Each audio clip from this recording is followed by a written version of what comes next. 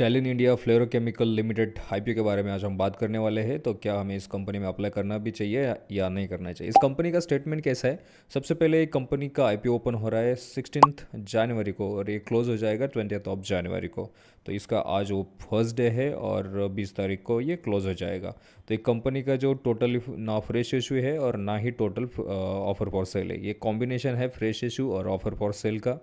तो यहाँ पे कंपनी का फ्रेश इशू रहेगा 160.73 करोड़ का और इसका जो ऑफर फॉर सेल रहेगा 38 करोड़ का। तो ऑफर फॉर सेल कम है और फ्रेश इशू ज़्यादा अमाउंट का है।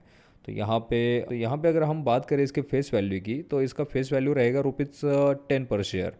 और इसका प्राइस बैंड सेट किया है मिनिमम ₹85 पर शेयर टू मैक्सिमम ₹90 पर शेयर के हिसाब से।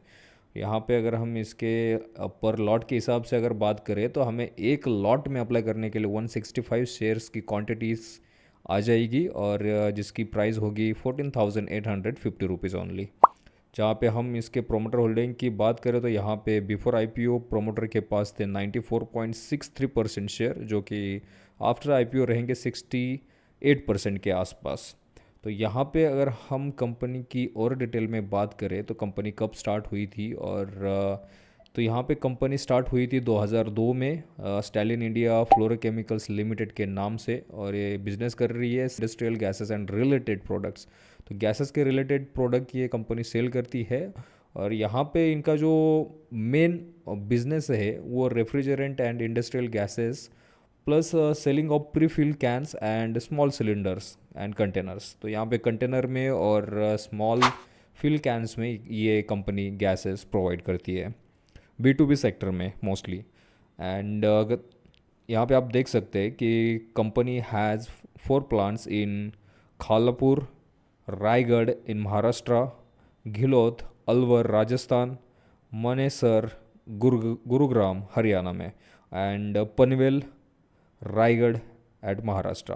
तो 2 रायगढ़ ज़िले में है महाराष्ट्र स्टेट में, और एक है राजस्थान में और एक है हरियाणा में। ऐसे इनके 4 प्लांट है।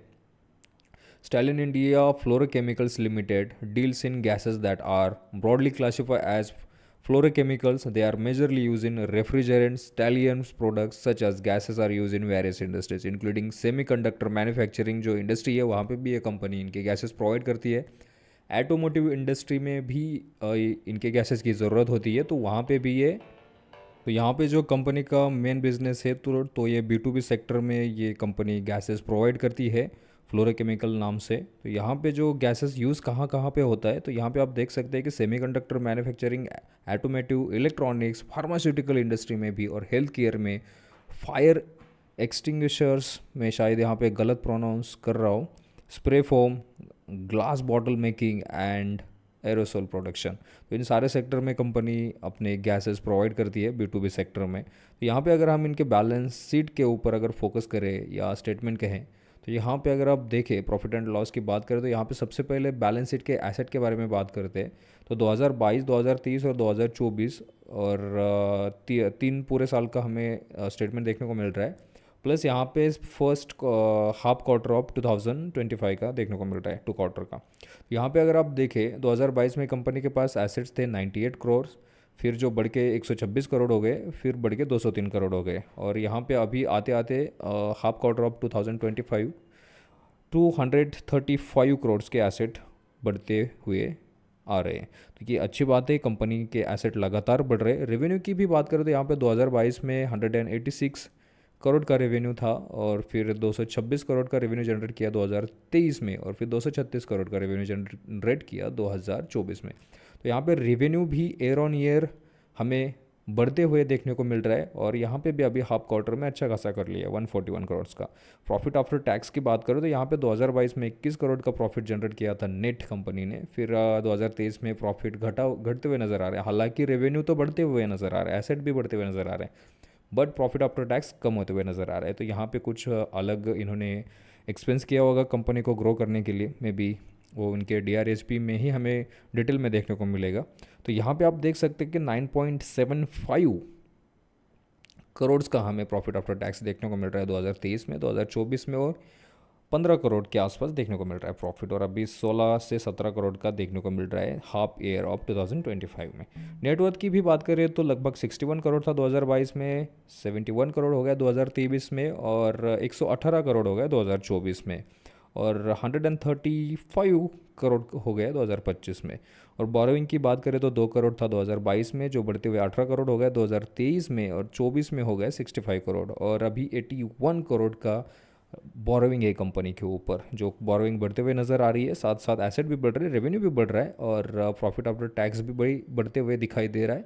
तो बैलेंस शीट तो ठीक ठाक देखने को मिल रही है हमें। अभी देखते हैं इसका पी क्या है, आरओई कितना दे रही है, डेब्ट टू इक्विटी क्या है। तो आरओई की बात करें तो लगभग 12.5% का आरओई देखने को मिल रहा है, मतलब ऑलमोस्ट 13% मान सकते हैं आप राउंड फिगर में।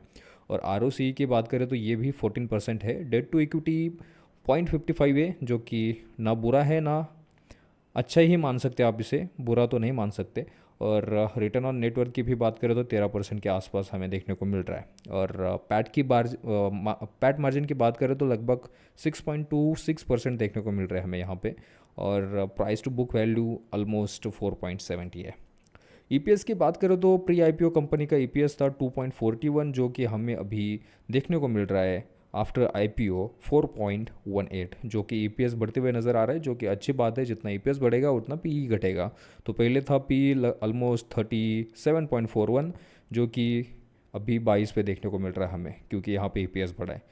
तो यहाँ पे कंपनी की अगर बात करें तो आप यहाँ पे देख सकते हैं कि कंपनी जो आईपीओ के द्वारा जो पैसे रेज कर रही है, वो उन पैसों का इस्तेमाल कहाँ पे करेगी। तो कंपनी जो फंडिंग एक्सपेंडिचर रिक्वायरमेंट रहेगी semiconductor facility, gas डिबल्किंग and blending facility में, इंक्रीमेंटल वर्किंग कैपिटल रिक्वायरमेंट भी है कंपनी को, बड़े बड़े ऑर्डर फुलफिल करने के लिए भी पैसे की जरूरत पड़ेगी, तो वहाँ पे भी ये कंपनी यूज करने वाले पैसे। यहाँ पे देख सकते हैं कि अच्छा खासा आपको यहाँ पे कंपनी का बैलेंस शीट कहे या स्टेटमेंट कहे देखने को मिल रहा है। हम इनके जीएमपी की बात करें तो आप यहाँ पे देख सकते हैं अभी फिलहाल इनकी जीएमपी क्या चल रही है।